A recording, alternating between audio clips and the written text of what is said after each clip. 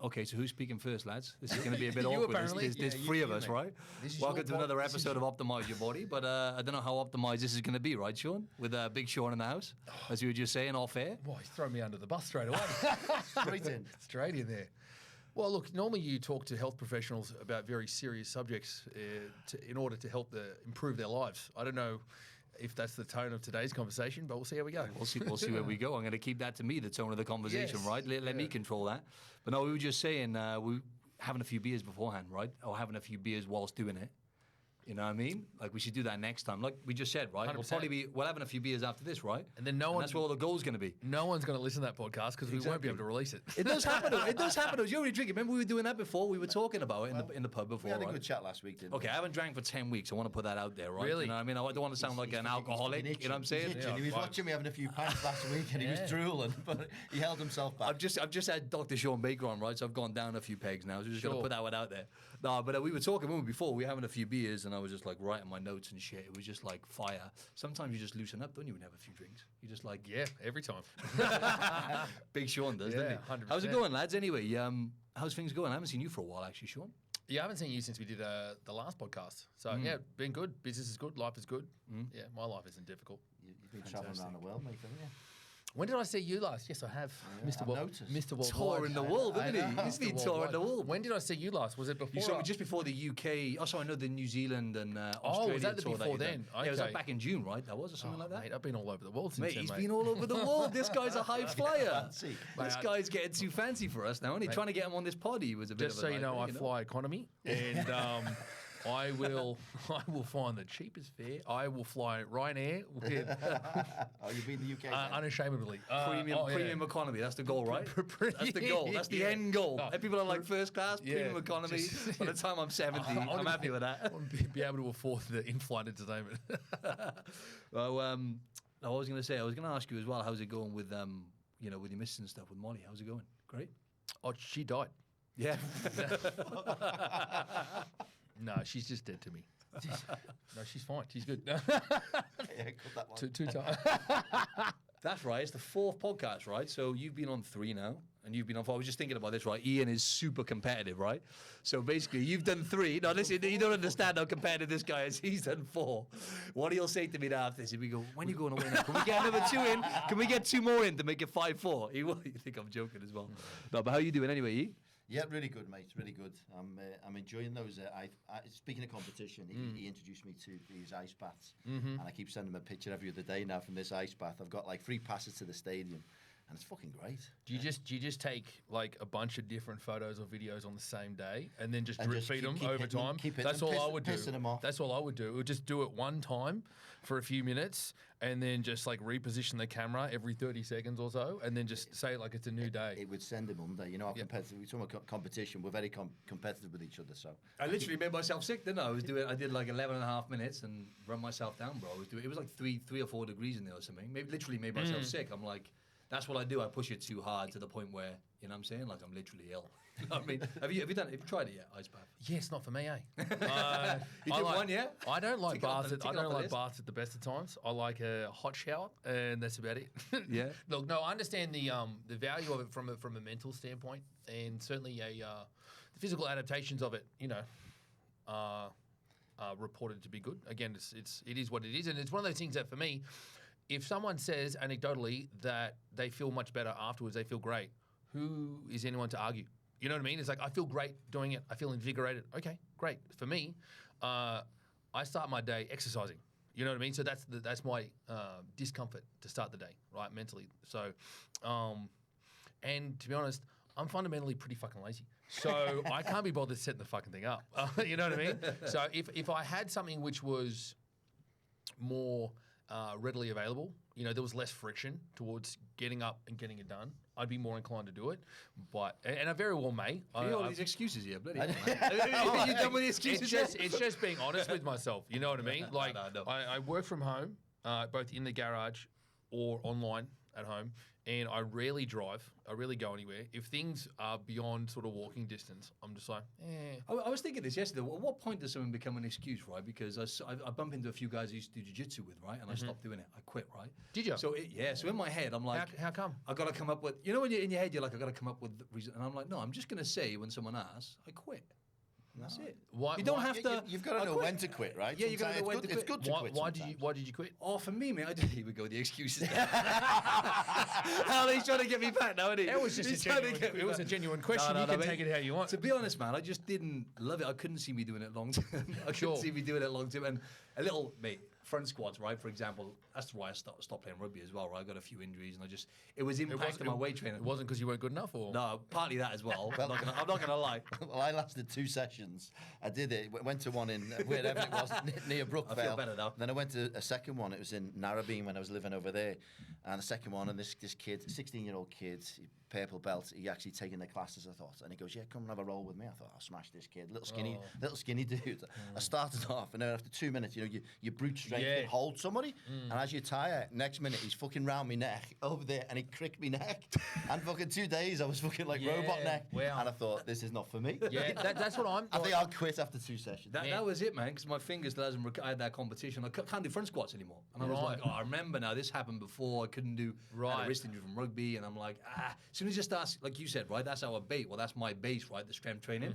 So when someone gets in the way of that, it's like, Yeah, I know, I get that. I'm the same way. Like, I've just picked up, just from a higher frequency than I had been doing, just training-wise, picked up a bit of a niggle in the shoulder, elbows a bit grabby at the moment, and I've thought about jiu-jitsu because, having played football my whole life, rugby league, it's a competitive element that's missing in my life, but at the same time, I'm too wary of picking up just something on my knee, just like going and be like, fuck.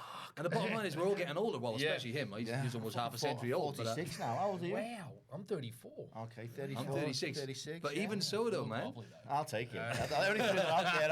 You're a bit slow there, lads. Fucking quicker next time. I didn't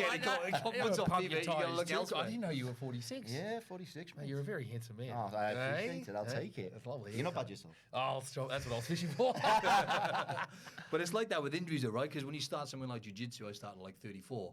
Then you're going into, if you want to do it long term, right? Then you're going into your 40s and stuff like that, climbing the ladder. And it just does get harder to recover. Can you remember when you used to play rugby when you were younger and stuff? When I was like 21, 22. Takes a massive, playing football even, takes some massive hits. Next day I'm in the gym, I'm fine, Well, unless it's something really bad, but you bounce back rapidly, don't you? You're conditioned to it, right? So if you're picking that up at 34, you're quite literally a white belt, like literally and figuratively, for quite a while. And so you're extra sore. That first initial phase of introducing a stress, you're going to be more sore than you will be over time once you're more of a purple belt and so on. But yeah, it's no surprise you gave it up. Yeah, and it's as you say, it's on brand. It's that it's on brand. Marty the quitter. You got to know when to quit, lads. It's a good thing. Yeah. It's a good thing. No, I'm saying about that was a great thing. That was. I like that one. No more about quitting here, boys. That got me there. Now I'm not a quitter, but when you need to quit, you need to quit. You know what I'm saying? But when health and fitness is your base, which it is for most people, you got to understand if that's not right, you're just going to fucking sink. There's no point in really putting too much stress. At 46 now, I know if I start running, I can't even run full pelt now because I've got my groin abductors go. I used to play a lot of soccer. When I was younger, and my groin abductors are fucked because of it. So if I run too much, if I go across, if I do like more than 15 on a treadmill, you start firing up. So I have to just pull back. You know what I mean? You've got to know when to pull back. Because if I can't do my training, my mental health suffers big time. Yeah, for sure. Big time. 100%. And that's what keeps us going, isn't it? Like long term when you think about it. Really. Yeah, obviously we want to look good, but that's not what keeps you going for like decades. Like in your case, you started lifting when you were like, what, 14, 15? Something? 12. 12? So I mean, that's like built like an 18-year-old at 12. What's that? I was built like an 18-year-old at 12. I can imagine, mate. You're playing I just never grew it any higher. Absolute mutant. Went sideways. You can't have it all, Sean. Come on, man. You know what I'm saying? I have a massive penis, though. How big we talking? It's also wide, not really. Stubby. It's all about the girth. Anyway, no, but that's what keeps you going long term, though, and it's all the other stuff, right? We always talk about that, but looking good. People see people looking good, but most of the time, that's what keeps you going long term, and it's all the other benefits you get from it, right? It's like for you, people see you lifting 200 odd kilos, you love it, you like to challenge yourself, But to keep it going for as long as you have and get to the level you're at now with what you know and how you apply your training, right, with the volume and everything, you got to actually, it's the mental, emotional health, it's the energy levels, For all sure. that kind of stuff. My goal is to get to Ian's age and just make it there. No, but Set realistic goals now. but be like 50 and be close to what I'm still able to do now. Just scale back and be more intelligent with the intensity, with the volume, with the frequency. Even what I'm doing now across volume, intensity, and frequency is a lot less than what it was even a few years ago, and certainly a lot less than a few years prior to that, just because my recoverability just isn't what it was. And I still want to be able to lift heavy. I still want to go quite intensely when I train, but it's the acute recoverability to back up the next day. Even if with shit that I'm conditioned to, like the next day I'm just like, oh my god, like not in a bad way, but I'm like, if I try to hit it again hard, you were saying about footy one day and then lifting weights the next, back in the day you'd be fine. I can't do it repetitively day after day. I've sort of had to change my training so I can be consistent. I'm doing more functional training, quote unquote functional training on a more regular basis because it's less load based. It doesn't fuck me up as much. It's funny you should say that. My miss asked me a question. She said, because my next big birthday will be 50. Thanks for we'll stay okay from that. And I said, she said, what do you think you'll be at 50? I said, better. I said, alive. Yeah, fucking Zimmer frame. No, I said, I'll be fucking. I said, I guarantee you, I'll be better. I'll be healthier. I'll know more about nutrition and shit like that. But one thing about strength training, obviously, I don't strength train probably near either of you, what you two do, and especially what you do. I've watched what you do sometimes, and I think if you got the technique right with what you do you think you're very limited to get any injuries? Because it's the amount of people who don't get the technique right. People who would look at it, look at Sean McKinroy right, on Instagram, check out the kind of ways. People would look at that and they wouldn't associate that with longevity, would they?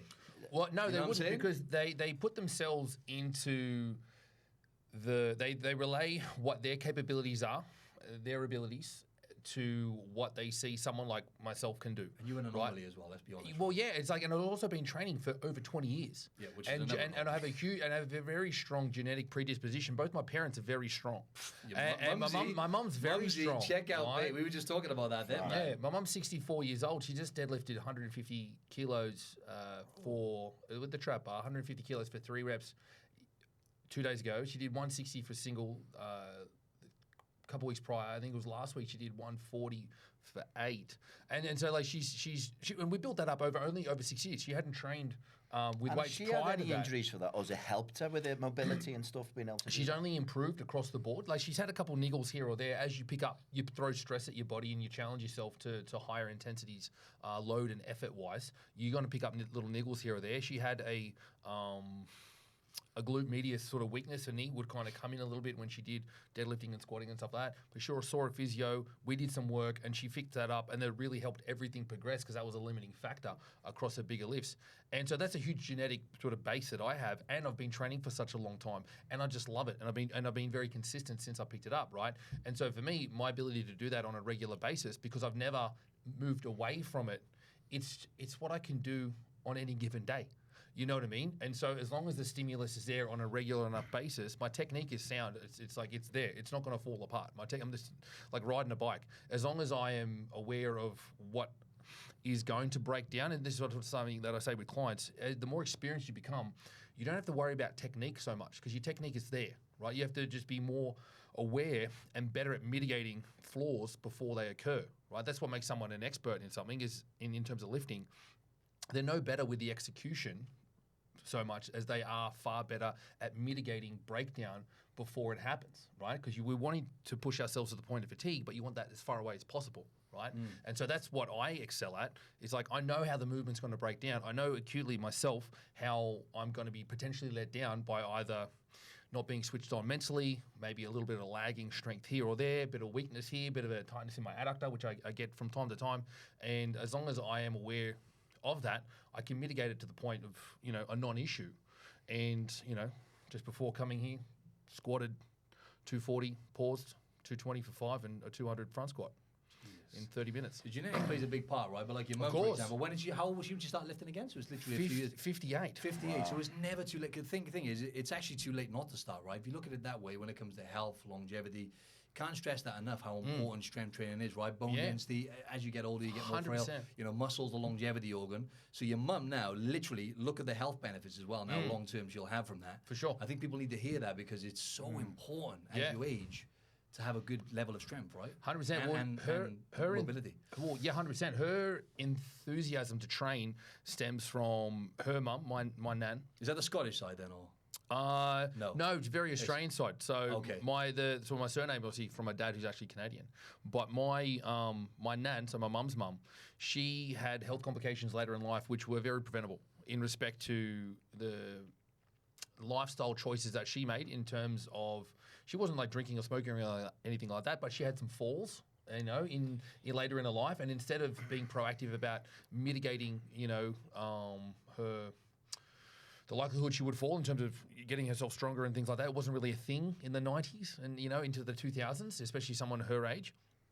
She stopped herself from putting herself in a position to potentially fall. Like she was going out less and things like that. So eventually, as she got into her 70s and into her 80s and then towards 90, I think she was 90 when she passed away a few years ago now. And yeah, all the health complications that came with her, later in life were preventable if she was using yourself. The classic case, if you don't use it, you lose it, right? And so my mum saw that, and so did I. So did everyone in the family over many years, and just like little bit by little bit, death by 1,000 cuts. She couldn't do as much as she once was, 1 year to the next, to the next, to the next. And my mum was like, "That's not going to happen to me." She was existing by the time she passed away, not living. Right? She was existing. You see that in people, It was don't you? sad, yeah. And so.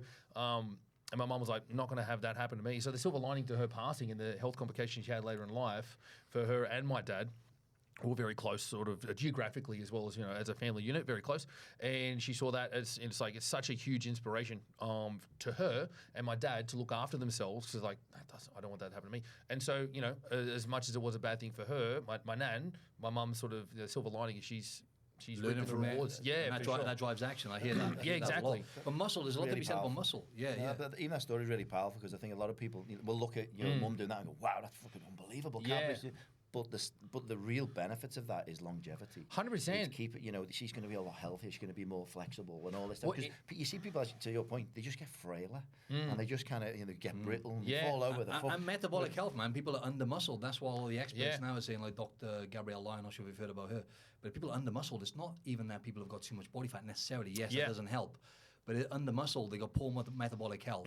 And they're dying younger and everything else, and they're having all these issues because they haven't got enough muscle in their body. You know what I mean? So, Well, I think strength is like one of the number one indicators. I think two of the key grip strength, right? the two indicators for I think longevity or independency as you age is leg strength and foot speed, right? And you can imagine what do old people fall victim to more than anything else is falls and the complications from falling, right? They fall, and they don't have the speed and the strength to support themselves from falling. And if they do fall, they fall on their arms. They're kind of brittle because they don't have the muscle or the bone density in which to support such an impact. And then it's the complications from having the fall, like my nan. Yeah, and so then muscle falls off your body, and right? then So, they're gun shy from putting themselves in a position to potentially fall again. And so there's snowballing of issues versus, you don't have to do crazy shit. This is when I speak to some older folks or some people that reach out to me on the back of seeing videos of me and my mum training, like, oh, how do I get my mum or my dad or my grandparents to train? And it's like they're gun shy about trying these things, and it's this, it's you've got to sell it to them in a way that they can,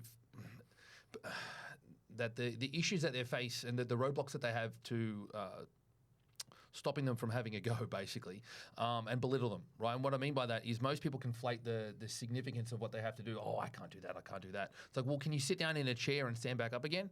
All right, that's I remember how sore a client was before in their first session. I had to sit in a chair and stand up like 3 times. Yeah. She was sore. And that's where you start. That's a squat, It's right? like- You and put that's a a dumbbell metaphor in for any their area of hands. life, though, isn't it? For anything people want to achieve or anything relating to health and fitness, like you said last time, right? It's taking that first step. And I always say to some clients, I try and make it like laughable, depending on the client. Yeah, no, laughable. I Like, do you reckon agree. you could do that? Like, of course I can. I do the That's what same it needs to thing. be, isn't it? You know what I mean? I do the same thing. It's a great strategy. They go, oh, I can't do that. All right, cool. And you give them, an embarrassingly light weight, and then they'll do like a seated box squat, right? So basically with a light dumbbell, sitting on a chair, standing back up again, a little bit heavier, a little bit heavier, a little bit heavier. It's the same shit. And then before they know it, they've done a tremendous amount more weight and reps than they thought they could. See, that wasn't that hard. That wasn't that hard, was it? Yeah, I suppose. You know, and it really just mind fucks them into a better direction. But you two guys, when you look at you two guys, your body now, right? And mine, of course. I'm not going to up, right? You just look, and it's like that body's been through a lot of stress. That body's been no, it has though. But you've insulted the body in the gym. I don't want a great way to put it. Where he's going with fucking Hey, listen, let me land. No, but you self-inflicted, right, in the gym. Yeah. You put your body under a lot of stress, and then obviously you've responded by building muscle and being strong and everything, right? So it's like, I know you're both successful guys, right? We're all doing quite well or whatever, right? And for me, we talked about this last time, right? It's like lifting weights, being strong physically, and doing hard shit. It pays off into so many different areas, right? And I was just saying this yesterday, and it's like, there's no kind of like magic, pill or anything like that. And people, they just kind of, a lot of the times they lose, it's the resilience and the patience more than anything to do something consistently for like a long period of time. It's like even you, if you look at your business and your business, I've seen you both succeed there, right? Like when I moved to Australia, you probably had like a couple of hundred followers on thing. You were just doing it because you enjoyed it. Yeah. Lifting weights, you were sharing valuable content. You kept doing what you love, being yourself, being a cunt, basically, right? Showing up, having a laugh. And now look at you, flying. Became more country over time. Traveling the world economy now. You're living the dream. You know what I'm saying? and yourself as well, like, right? Would you say that, I know we talked about this before, but like the getting out of your comfort zone, right? Essentially, it bleeds over into all areas, doesn't it? But I think even what you've just described there, whether it's a squat or whether it's getting moving in any aspect of your life, there's stuff that I get involved in. I have people in their career and executive coaching and stuff like that. I've got another business as well, which is completely separate to that. But everything is just getting moving. The amount of people who don't just take that first step, whether it's sitting down and standing up with no weight, and eventually you get there. The amount of people who, and they'll find the time, they'll talk about the problems, and they'll talk about they'll go and find a sympathetic ear, and they'll spend fucking hours talking to different people. Woe is me. Yeah, and they'll burn out that person, and they'll go around because people get bored of hearing that shit, right? And then you think you've spent probably this year probably about 60 to 100 hours talking about the problems or why you can't do it. Do you realise if you would have got up and spent half of those hours just making little baby steps, you would have been over here in whatever aspect of it is. And for me, I just don't get why people don't do that. I don't think they understand how much those incremental steps 100% add that value. Pain drives action as well. Unfortunately, a lot of people, they're going to experience so much shit, right? And literally go down to, and even then they won't change, some people, but they have to go down to the trenches, go through all this pain, like you said with your mum, right? Unfortunate that she had to witness that. Yeah. But that drove action. The silver lining to that, right? What I describe, to your point, what I describe to a lot of clients, and what I've sort of found for myself from a business standpoint, and seeing good growth in business sort of more recently, and it's the adage of an overnight success is 10 years in the making, right? So you're toiling away, right?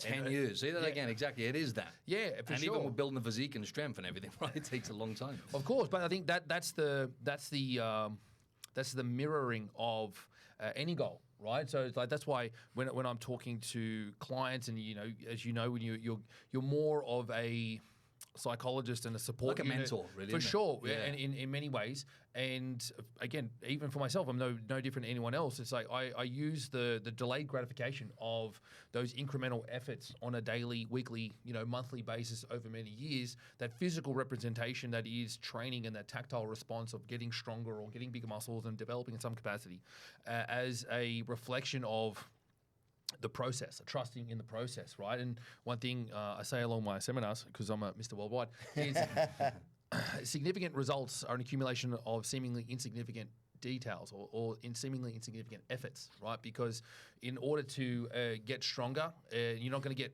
stronger squatting doing one squat. You're not going to get leaner having one salad if your diet overall is dog shit.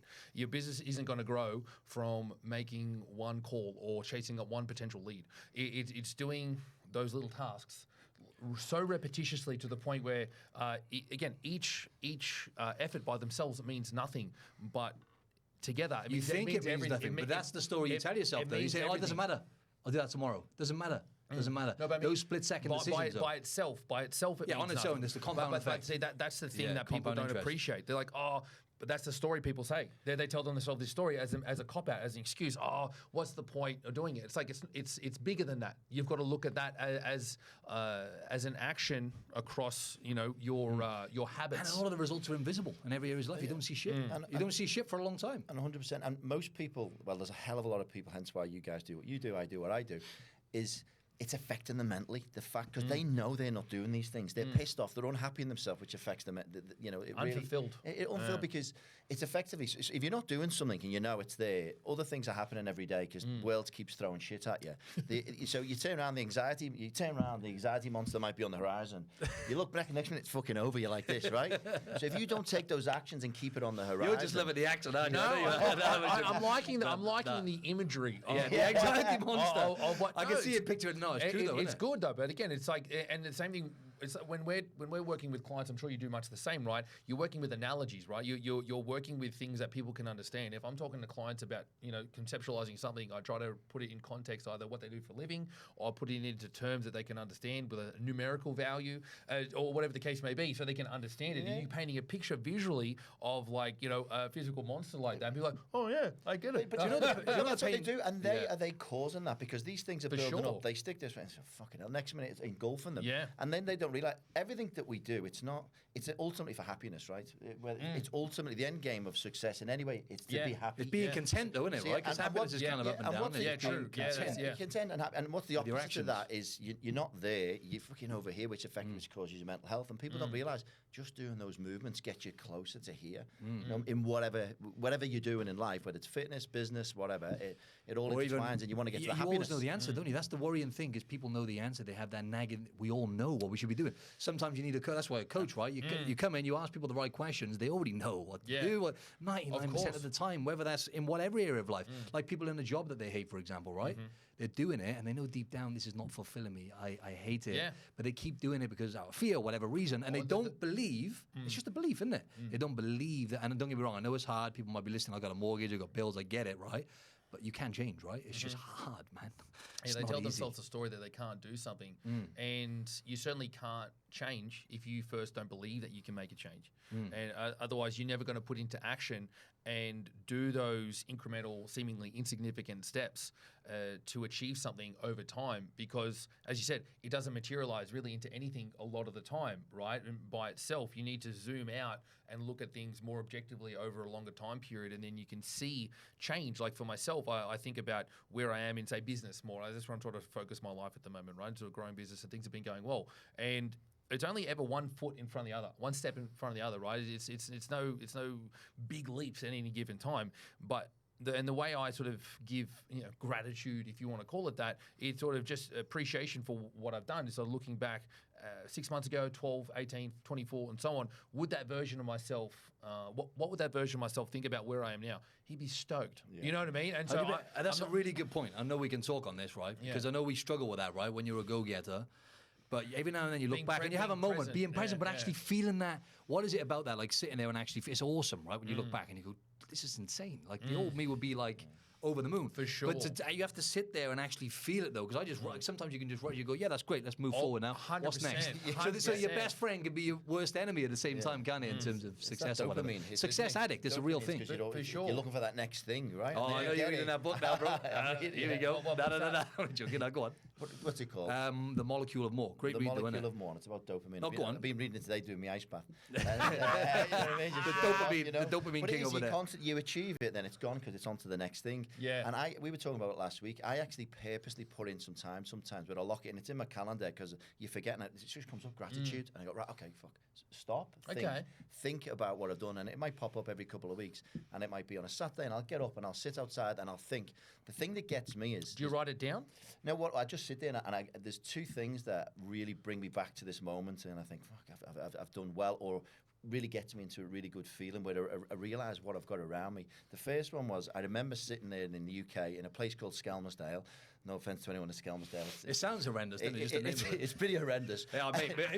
You went to Liverpool on your tour, didn't you? I did go to Liverpool. I quite liked it, but it was a sunny day and I was only there for 24 hours. Great, best night out ever in Liverpool. But it was in a Skelmersdale, in this warehouse, sitting there, and I said to two people who used to work for me, I said, I guarantee I will get to Australia. And I couldn't go because I didn't go to university, didn't have the points, so I had to get sponsored, so I had to find a way. I ultimately did find a way. And I turned around and said, I'll get there. And they just looked at me and I said, fuck, I think you'll believe him. You know, when you just know. And in my mind, I had a vision of what I would, how I would live. And I look back and I'm already beaten it. So I'm past that vision. And I remember, because I remember the vision, but where I live and everything is above what I expected. And I have to sit there and go, I I've not only Amazing. achieved it, 100%. I've done better, and Yeah. there's more to come. Yeah. And so let's register this. And just for I the audience, and I right? sit in it, and I just go, Nice. this is unbelievable. Yeah, and the other one That's is the way to do it. When I remember this unbelievable feeling again, because Australia means so much to me. I've had this burning desire that I needed to be here. I didn't feel that Liverpool was my end goal. I always You're knew bigger than that. I Yeah. just knew I was destined to break out and go and do something different. And I remember being on the airplane, I had this unbelievable feeling. I felt like Jason Bourne. I was flying out by myself, and I was trying to get this job and all that. And the minute I landed in Australia, I got this overwhelming feeling of joy, which I now realise is gratitude.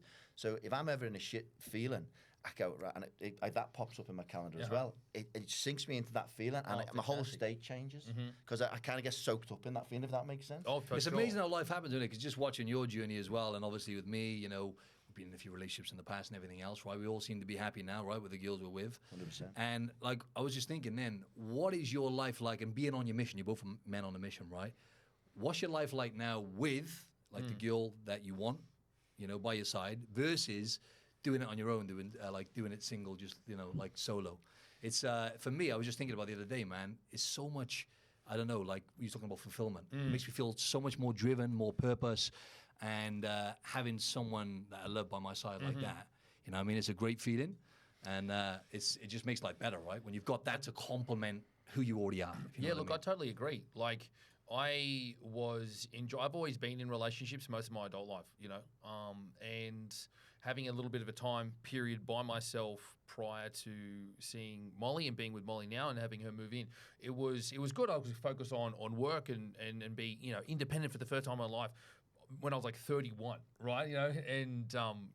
But when I met her, and it was pretty evident early on, I wasn't quite ready emotionally, psychologically for the type of commitment that ultimately that I am in now, and I wanted to sort of give over time.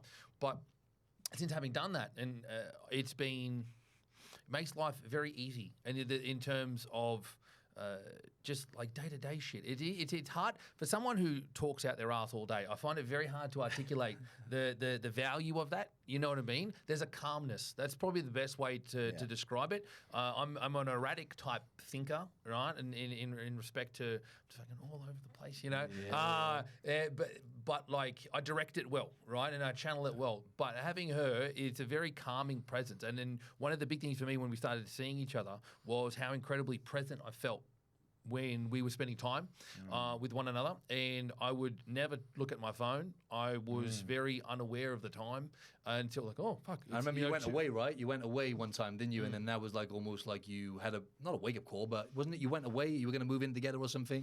Yeah. And then you went away and you realised, oh, actually, I missed her and stuff like that. Yes. So we'd seen each other for on and off, and again, she wouldn't talk to me for a little bit, and then it was like it was probably about 12 months of like on and off sort of stuff, right? And I didn't do anything wrong by her. It was just a matter of like our relationship. We were at different points, right? And I went away. I was in Mexico and had a friend's wedding over there, December to January, sort of about 12 months ago now. And I was feeling really, pretty much sad. And I was just like, why am I feeling this way? Because like I'm with friends. I'm in a beautiful part of the world. I've never been before. I'm having a good time. And I'm like, why am I feeling this way? And then I was just missing her, right? And so I gave her a call, and I was just like, I'm not one to sort of pussyfoot around things. And I gave her a call, and I was like, I want you to move in.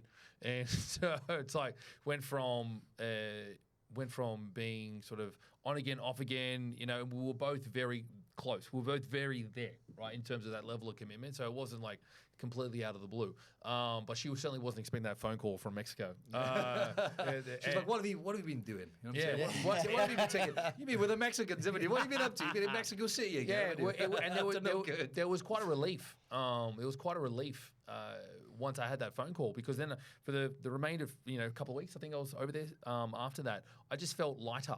right? And it felt lighter, and I felt just better. Again, right? that goes back to what we were saying. There was that nagging thing inside of you, right? You knew I the next step. couldn't identify it though, right? I Yes. just thought like, oh, You need that time to reflect. I was didn't just like, oh, my mates are, they're all, getting pissed every day, and I wasn't really that keen on it. And that was a part of it, I suppose, a different point in my life that out of the travels that I was having, and now having a business online, I can and work and travel, and I travel a lot more than a lot of my friends do, right? So they're trying to take advantage of it and party a bit more. I'm like, I'm not really that interested in that, right? That phase of my life in terms of traveling and doing that, I'm kind of like past that. Or I'll do it a little bit, but not all the I'm time. the same as well. And so I kind of put it down to that, and then I sort of spent enough time by myself. I'm like, oh, this is what's nagging at me. And so since then, all this year, life's been very easy. And so like business success I have, you talk about being fulfilled and things like that. As much as I am driven by sort of money from a standpoint of a reflection of and validation of work put in, right? But that's all it is to me, right? you get that anyway when you add value to the marketplace. Money is just a byproduct. But you know what I mean? It's not like, oh, I want more money because I've more, more numbers in my bank account. I don't really give a shit. It's like it's the freedom associated with it, and it's validation for all the years of hard work that I'm now sort of getting revenue from that. But it's like. It means I can buy her nice things.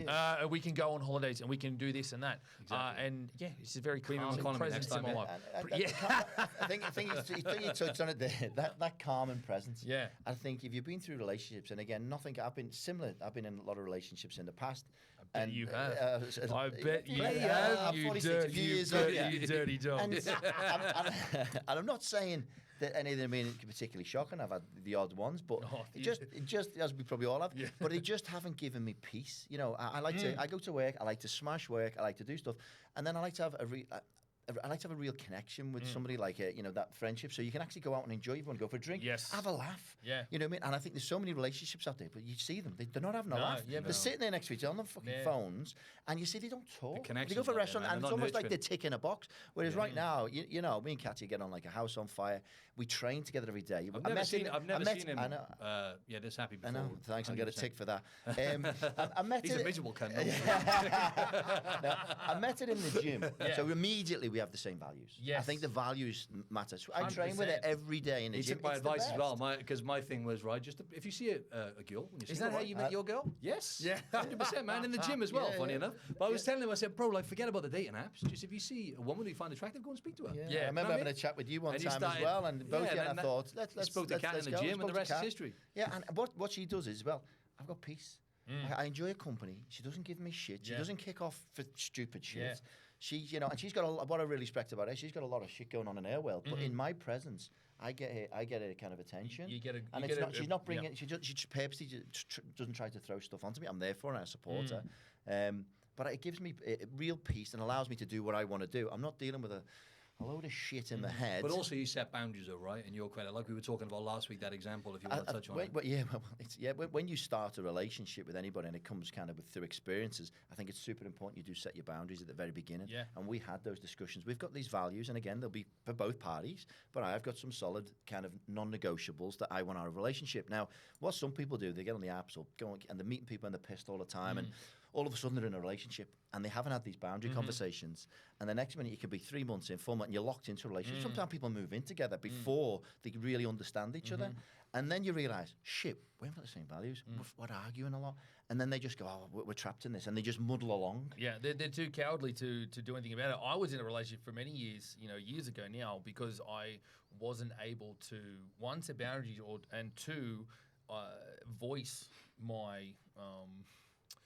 my opinion, because I wasn't emotionally or psychologically mature enough to be in the type of relationship that I was in, and thus, I just you take the coward's way out. Because you know what the pain's going to come. You take the easy You've got- way out yeah. and just allow it to keep going, Yeah, and then yeah.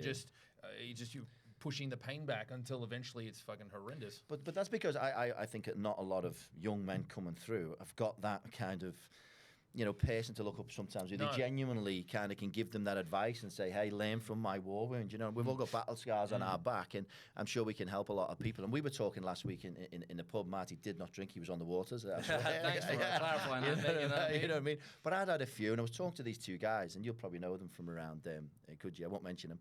But pretty Sean's thinking, who is this? Pretty- I'm going to call him out. Throw him under the bus. Pretty successful guys, and one guy's like, it must be around 50, I think he was, in shape, looking sharp, wealthy, doing well for himself, and he's got himself caught up in what we've just said. And at his age and his experience, he's got himself involved with a young girl. She's 30. She's all over Instagram, pictures, all of the bikini, this, that, arse out here, going on boats with millionaires and this, that, and the other, and not giving him the attention he wants. And I said to him, did you set your boundaries when you're beginning? Because do what you do, great. No, anyone can do whatever they want to do, but when you go into a relationship, you need to make sure your values align. And did you have the discussion? No. Okay. So you're now over here, and you're like 6 months in, you're in love with this girl, and it doesn't suit you. No. Have you had the discussion? Yeah, it doesn't go anywhere. I said, okay. But if you set that early enough, and as a man, you're going to stand by your decision, 100%. which you've got to, then if you're prepared, whatever the value is, you've got to be prepared to walk. At the beginning, otherwise you get yourself caught up in this shit. You got to set the your requirements and your boundaries. Everyone has them. You got to be solid on that, haven't you? That's why it's the way you communicate as well, though, right? Well, that's why, say, Molly and I, the first sort of 12 months or so of us sort of going back and forth was because we met at a time that I wasn't ready for the level of commitment that was sort of, developing, right? So we get into, a situation where we were seeing each other for a little bit and it was fun and it was like, all right, where do we go from this? What are we? All that, that sort of chat.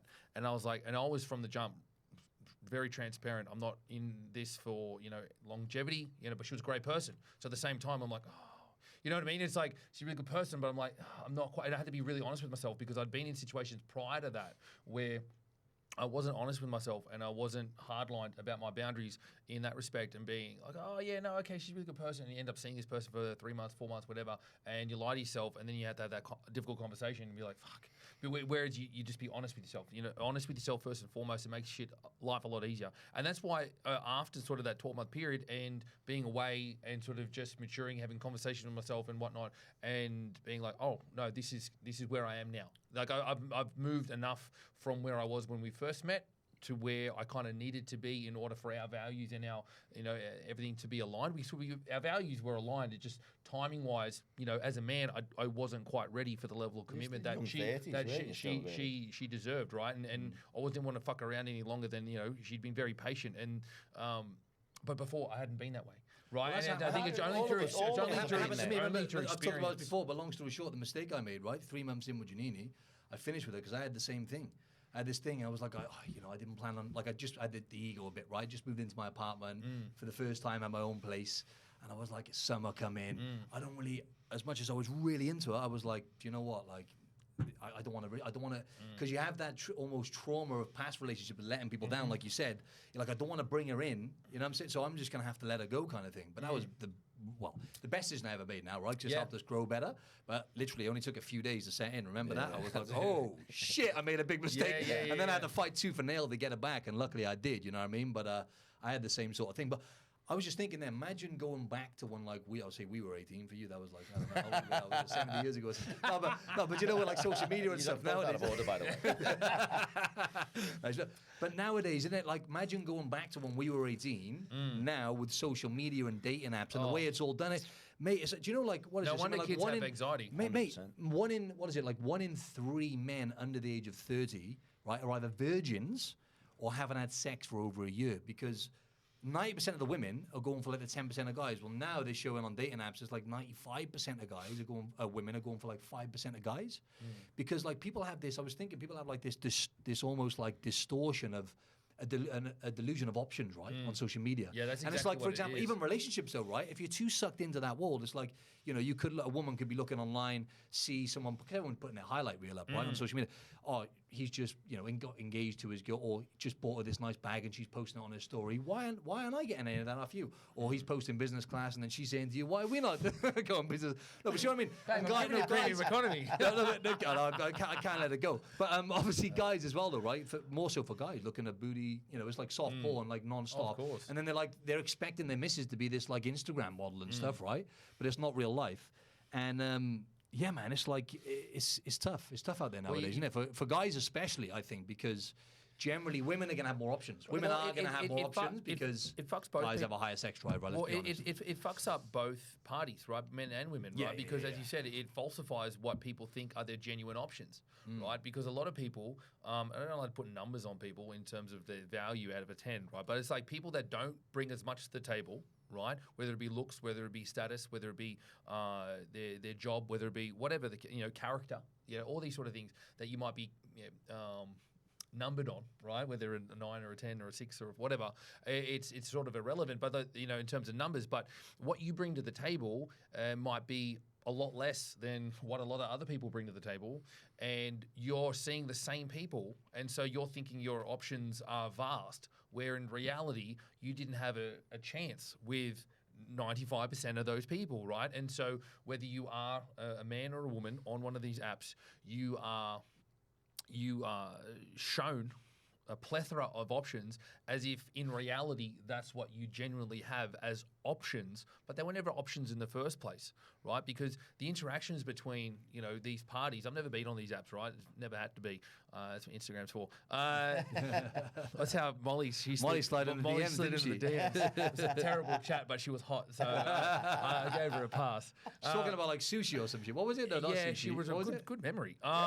She replied to a story about a lot of sushi plates that I'd sort of put away, and she said something to the something about a big appetite or something like that, and I said, oh, there's always room for more, with like a cheeky like wink type like smirk emoji. You got to have the cheeky wink. Yeah, and it was very it was like, I'm referring to eating her, right? It's like, so plenty room for more, and it was like, and then her just down the line to the point, straight in there. And her reply was Values. her reply was the motto of 2022 or something, and I'm just like, oh, okay. So I just liked it, right? And I'm just like, all right, leave it at that, because I will have random people comment random things on stories all the time. I'm very popular, right? So like, just because she's attractive, as much as I might sound like a dick, I'm not always. And then I'm not going to assume that she's keen just because she replied to a story, because her reply could be construed as innocuous, right? And I wanted to take it one way. If she didn't mean it that way, because of her reply, I was like, oh, okay, cool. She didn't mean it that way. And I still give a shit to this day. And then I followed her because I'm like, she's hot. And she Just your standard love story, really. yeah, and then she replied to another story, I think a couple of weeks later or a week later or whatever, and it was a lot more to the point. She said, I think I was training my mum, and she said something about being cute. I was talking to my mum, and then obviously, I took that about myself. I knew she was talking about my mum. But yeah, the chat from there was a lot better. She's even told me after the fact that like her housemate, through that initial interaction, her housemate had said to her, "Yeah, he's keen. Like he's that he was very suggestive with it." It's like, "Oh, really?" I love giving her shit. Like that. But yeah, What do you think? Do you reckon that's playing a part, though, social media and stuff, in terms of the mental health epidemic and stuff, right? 100%, because the suicide rate's going through the roof. I read earlier, like there's 9 deaths per day in Australia, suicides per day. 75% of them are men. Most men are doing it. You know what I mean? That's crazy when you think about it. Today, every 3 hours. By the time we've done this podcast, pretty much another. Jesus People are Christ. fucking I'm going straight down into the hole. I'm not very good with these transitions. Yeah, I'm no Joe Rogan. Yeah.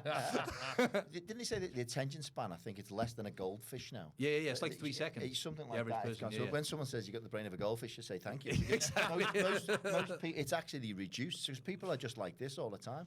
And it's like, if people are constantly, look, it's like that dopamine thing as well. Because there's so much shit coming at you, whether it's on your phone, Insta, whatever, people just get excited by that next thing. So they're looking at somebody who might be really great in front of them, like, the Mollys, your Katyas, your Janinis. And there's some people in the world who are always looking for that next thing, because that dopamine is kind of gone and it's left with the next thing, right? And I think people are all too ready to look for the shit that's in front of them. Yeah? When you look at like guys as well, like a lot of guys are invisible nowadays, clearly, right? Because like 1 in 3 guys.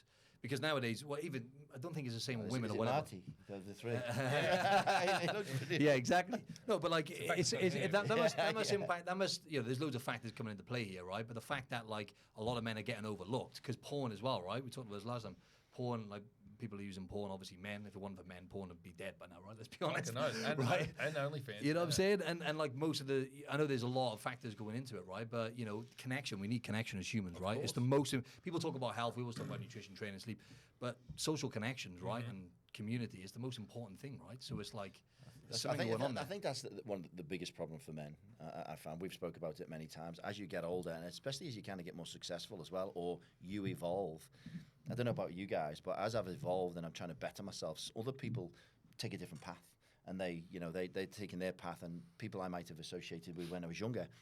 And then I either don't want to or can't because they're taking a different path. And, you know, there's a lot of, you know, people who can't take drugs, this, that, and the other. I don't go down that path. Yeah. So I stay away from that, for example. And also, as you're getting more successful, you don't want to talk the same shit. I like to hang around with successful people. I like to talk around. I'm positive. I like to hang around with good humans. And I've been an arsehole when I was younger. I'm not the same person I was when I was in my 20s than I am today. I'm still like, Sean's like, you're still a fucking arsehole. But it is. So you kind of start shedding a few. And then you don't have the same male connections. As I said, we spoke before, I think I've got a wonderful relationship, a wonderful woman, and I spend a lot of time with her, and I really enjoy that time. But you need the man time as well. 100%. Look, and you got to be proactive about that. We have intentional about these things, like, for example. I've got a whiteboard at home, but one of my like notes, I've got like, basically I have a big, you know, I don't know what size it is, sort of on rollers whiteboard, big one, and I basically have my brain, I call it a brain dump, about my brain into like different sections. So whether it be different types of work, personal, whatever. And one of my personal ones is don't be a shit friend. And sort of just in respect to that, right, being proactive around maintaining connections with friends and being proactive, whether it be saying yes to this or doing whatever, right? It's although it's not as frequent as maybe I'd like it to be or as it once was, but it's more cherished, I suppose, and it's more highly valued, right? And like to the point where you're saying you're choosing to spend time with people who are like-minded, you know, successful as well, because you're ticking multiple boxes through the application of time spent with people, right? And there's nothing wrong with hanging out with friends who are sort of just friends on a social level, and sort of there's no you know, maybe on a success standpoint you're at different trajectories at different parts of your life. That's fine. That's absolutely fine. But I certainly find myself biasing time spent with people who I'll get a social kickback from, but I'm like today, you know. But I'm also getting a rub from a success standpoint, from a like-minded standpoint, from a real go-getter standpoint, right? There's far more back from an ROI standpoint on my time. That's how I look at it, than sort of just hanging out with a couple mates and having. And when you work online as well, right? Go on. Yeah, and I think success for me, and when I say success, it's not about financial success. It's about personal growth success. Yeah, you know what I mean. I can talk to you two guys, and even we had a conversation a few months back, and I come out and I got really energized. My cup was full just from that night of chatting shit with you. Yeah. It was a lot of shit we chat, but it was great. Nothing it was just like I thought, okay, this is like-minded. You know, exactly. And we're the same. We get together. We'll have a few pints later. Marty, he's having a few pints later, maybe. Yeah, 100%. I'll put the phone out and just record it. And again, my cup will be full. But the amount of times I've got ideas from, and I'll listen to something. I'll put a note on my phone, and then I'll do something with it. He's seen me many times. He got me back reading books. When I come out of corporate, I was nearly a burnout. You know, I was managing director of a logistics business. It was fucking hellish. And it was because it was that bad. I stopped reading and I couldn't touch anything that reminded me of corporate life because it was too raw. Yeah. And now I've had 3 or 4 years away from that. And he had a book. He said, "Oh, try this book." And I went, "Okay." And it started me reading again. So I've Way got of the value. Superior Man. Yeah, Way of the Superior Man is an awesome I know you book. can't read, Sean, but I don't have the attention span to read. I don't. I'll listen to books. Yeah, I remember I'll go for that time. Yeah, I can't. I know, but I honestly can't. If I try and read, I can't even read in my head because like my mind will just get distracted and float away. And so like I literally, this is how childlike I am. But again, you know your strengths and weaknesses. I have to read out loud. Otherwise, I'll just honestly, I'll have to read. Otherwise, go to Good Beast tomorrow. Read it out loud. If I try to read in my head. I will just get lost and my thoughts will wander, right? Whereas if I'm listening to something and I'm going for, you know, a casual walk, I can give my full attention to it. It's interesting, right? But again, it's one of those things you find out about yourself. It's like, all right, cool. I want to get the value from these books, for instance, or be a podcast, and but obviously more specifically a book. I need to put myself in that position in order to get the value from it. I think that's a big lagging thing, and not necessarily in the market, just in the world, right? Like men, because women are social creatures, right? It's their superpower naturally. Not all the time, but naturally they tend to be more social and socialize more, right? Guys, we're not like that, right? We have to be more intentional. So do you feel like that's playing a part a bit, though, like guys not having that connect? Because, like, I don't want to go grim again, but it is something I want to talk about, like with the suicide rate, and most of them, it's mainly men, right? That's got to be playing a part in it, right? Because it's like we're fortunate. Well, no, I wouldn't. We are fortunate, but also we're proactive about being around the right people. But it's hard, though, man, to nurture that. It's taken us. I don't do enough of it. I still don't do enough of it. Yeah, I think, and I'm aware of it. I'm aware of it. I think a lot of it comes down to your confidence and security in yourself. You know, a lot of men, you know, they won't admit it, but they're insecure. We're all insecure. We've all got insecurities, right? But owning your insecurities is an important thing. And the fact that we can have a conversation about emotional, psychological, physical things, good or bad or otherwise, with each other, right? And that's very empowering. Right, and you feel very comfortable in that space in which to go to, one of us, for instance, and we can say whatever and feel very comfortable in doing so. We won't be questioned, won't be vilified, we'll be supported, and I certainly haven't felt that way in the past because, and not to do with anyone else, any friends of mine, because I wasn't a version of myself that felt comfortable enough that I could share that and know that if it wasn't received the way I would like it to be received from a supporting standpoint, I know now that's on that person. That's not me, right? Whereas in the past, if I was maybe sharing something emotional or psychological or something I might be dealing with, if that wasn't received with support, I was like, I'm lesser than, I shouldn't have been emotional. You know what I mean? And I think that's a big issue with a lot of men is that they don't feel confident enough in themselves to express themselves within a group or dynamic in which their circle that they're exposed to allow themselves to show that vulnerability, and they see that vulnerability as a weakness, right? And 100%. And it's like if you own your shit, it's like bullying, right? What allows a bully to have something over you is when you allow them to. Right, and if you wear glasses and they call you Four Eyes, or you got red hair and you're a ginger, it's like, yeah, I am. Who cares? It's like once you remove that from them, and it doesn't matter, right? But you have to build thick skin to do that, don't you? So you have to take a few kind of hits for sure. stuff. And again, as you mature, and it's sort of on par with that, right? So as I've sort of matured in age, psychologically, emotionally matured, I find myself in a position where you're organically attaching yourself to like-minded men. And you feel very comfortable doing so, and it's that vulnerability is then a superpower because that relinquishing of that anxiety demon and whatnot, and everything that you might be feeling and holding on to, it's just released. And sort of another reason why sort of going back to a good partner is much the same because they complement you from an emotional standpoint, as well as just being a good partner and support structure like at home, right? And so that calmness, that ease, so it makes your life easy, and it's just like, what the fuck do I have to worry about? You also want to be around people who are also going to hold you accountable. I like, if I'm doing something wrong, I'll ask opinion. If I don't like it, if I'm from the person I respect it from, I'm going to listen. Sometimes your ego will kick, you'll have a little niggle, but I'll digest. And my missus does that to me. She's come out and I've gone. I've digested and I've gone, you're right. Because you know where it comes from. Bullshit, haven't you? Yeah. You know where it comes from. You know where it comes from, where it's coming from a good place. Yeah. It's like, no matter what, how it may land when someone says something, and it's like, and it's like, that person isn't saying or do something to you intentionally to fuck with you or make you feel bad. It's coming from a good place. And I think it takes a hot minute, and a lot of people never get there. It takes a hot minute for you as a man to appreciate the fact that a close friend or a partner or something is going to say something to you or do something to you that maybe you don't want to hear, but it's coming from a good place and they have the best of intentions for you. And if that is how you interpret your interactions with people within your circle, then you'll be all the better for it and you'll grow. 100%. Janini's made me aware of so many things that I didn't like at the time. You've had that, and she'll say something, and then at the time I'm like, what did you say? And I get like literally pissed off about it. And then I'm like, I'll bite back or whatever. And then, like you say, it'll set in. I'm like, she's actually bang on. So many things she said, and I'm like, that's actually true. Yeah, I need to work on that. Or and immediately you'll be like, it could even be a business thing, whatever, right? Little things here and there.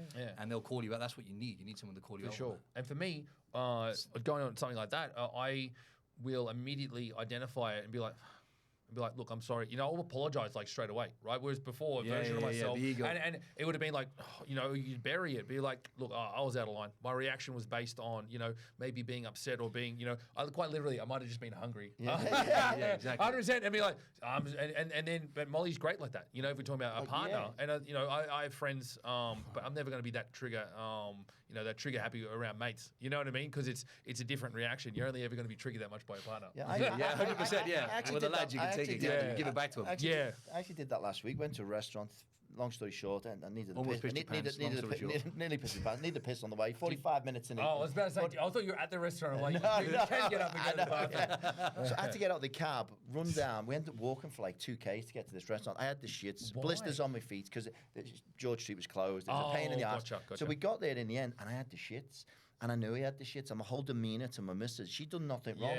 I was like this, and I was a bit short, snappy, and I caught myself. And it was about 3 minutes in. Now, if I wasn't with a person who had the piece, no matter what I'd done, and they're going to be a world of shit, because then they'll get in their own kind of loop. But I managed to pull myself out. And I actually, by calling it out, I said, you know what? I'm sorry for my behaviour there. That's not on you. That's on me. I'm trying to deal with that better. Something kicked, and I've got to be better. And I said that, and she went, that's brilliant. And she completely softened, and she went, thanks so much. I really appreciate that. You're very aware. And then I felt better that I'd said that. And this loop 100%. of positivity I've been back. in the same situation. Yeah, I've been in the exact same It is hard though to get around people, doesn't it? Because I'm thinking about it now. It's like it kind of happens organically. But when I think about everything in my life, it's like it does come back to you, though, doesn't it? How much work have you done on yourself? 100%. You're a mirror. Yeah, and how much you take care of yourself, because you're never the best. I like that. The best, really, that was sharp. No, but like exercise, right? Talking about depression or whatever is the best natural antidepressant, right? This is proven in research better than all antidepressants. Well, not all, sorry, some people, whatever. But doing those things, taking care of yourself, working on yourself, being uncomfortable, whatever you want to pursue, trying to get around those people, because you can learn something from everyone, can't you? 100%. Having mentors, like I'll look at you, like everyone can be, not everyone, but a lot of people can be mentors in different ways to you, right? I can extract something off them. I like that. I'll take that and implement that into my life. Yeah. I like that. Don't like that so much. You know what I'm saying? Don't like the economy so much. I want business class. That's okay. You can get the premium economy one day. But you see what I mean? You can kind of take something from everyone, can't you? 100%. You've got to be a sponge. You just kind of grab something from everyone. 100%. So I guess we'll wrap this up then, lads. Yeah. You don't want to keep talking shit? Yeah, we'll just talk a bit more shit. Yeah, I think we're actually bang on an hour. Look at that, man. That was absolutely spot on. I've done too many of these podcasts now. So happy days. We'll do another one next time. We'll have a few beers, right? And there'll probably be some good content in there then. You know what I'm saying? No, but just to finish with what we were talking about, right? Is there anything you would say to people who are looking, people who listen to this, who just want to level up, they want to get better. It's normally relating to fitness, nutrition, and actually health. What would you say to people? Like if there's one thing you could say? Mine would just be simple. It's you. So that too many people are looking externally for the fix and this kind of magic thing that's going to happen. But I think it was Chris Williamson said the magic you're looking for is the stuff you're procrastinating. Is the stuff you're avoiding. On the things you are avoiding. Yeah. Just fucking start. Whatever it is. And everyone knows what it is. Just start moving. Keep the anxiety monster on the horizon. Keep him off your back and just keep moving. And if you're moving, you get progress. The only reason you have anxiety is you're not taking action on something. Anyway. You said that last time, and it's in my head now. I'm like, well, okay, because I need to do this. Let's do that, and the anxiety drops. You know what I'm saying? It is. It's an equation. Take action. Yeah. Well, you took the words out of my mouth. I was trying to get it in there first because I knew you were going to say something. Now you just copied them now. That's fine. So take it. Go on. Just reword it. Go on. Take action. Well, for me, like I said, I've got a big whiteboard at home, and they're sort of like more long-term projections of where I want to focus my time, my effort, my energy. And I then have more short-term. I'm very list-oriented, and so I then have like more shorter-term goals and even day-to-day tasks, right? And I know, because I've sold myself the process, trust in the process, the cliche, that is sort of, all right, cool. Well, I know today, for instance, I've got a bunch of different things that I have to do, whether it be like write this program or contact this person, even like by themselves, very trivial. Even across the week, pretty trivial. But enough days, enough weeks put together, I'm in the position that I am now because I've just put one foot in front of the other, right? And because I was a version of myself in the past that wasn't an action taker to a degree. I would be, I don't know if content is the right word. I was complacent. Probably is a better word in respect to where I was, and say we were at Titan, you're like, it's easy to get complacent in the position which you're in. The money is coming in, it's consistent, it's pretty good, and it's like, okay, cool. But if I want more, I need to be taking action. And then how I found myself before COVID hit was very very unfulfilled by what I was doing and not really knowing why. And it's because there was no further growth. And so whereas in contrast to where I am now, this is consistent growth, not huge or drastic in any one day or week. How good you feel after achieving those things on the list? You get you get that, you go 100%, progress. 100%. So if you get mini lists each day, progress. And So you're enjoying, you get the win, so the I win, have the a win. physical diary, right? And so I physically see all the things You're I've like, you're like, let's go. crossed out, Fucking- opposed to something which is sort of more digital and like gone into the ether, right? When it's done, I'm physically seeing my week to the opening diary where I have that on purpose, so I can actually see what's you can being sit back done. and go, fucking nailed it today.